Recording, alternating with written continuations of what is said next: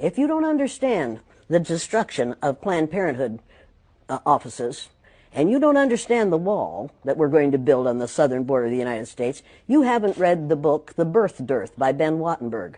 Ben Wattenberg was a brilliant Jewish man who was a member of the American Enterprise Institute, and he wrote a book, the first paragraph of which says, "The main problem confronting the United States today is there aren't enough white babies being born in this country."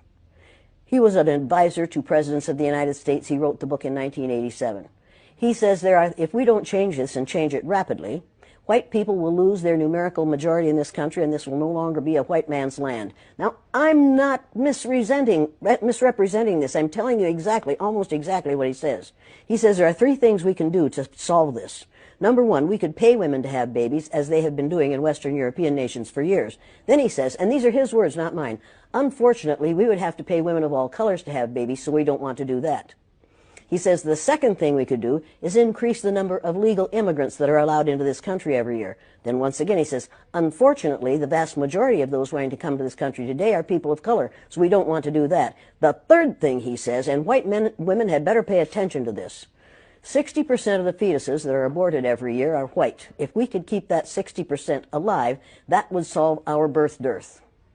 Does that sound like racism to you? Can you talk a little bit about the trauma associated with the trauma?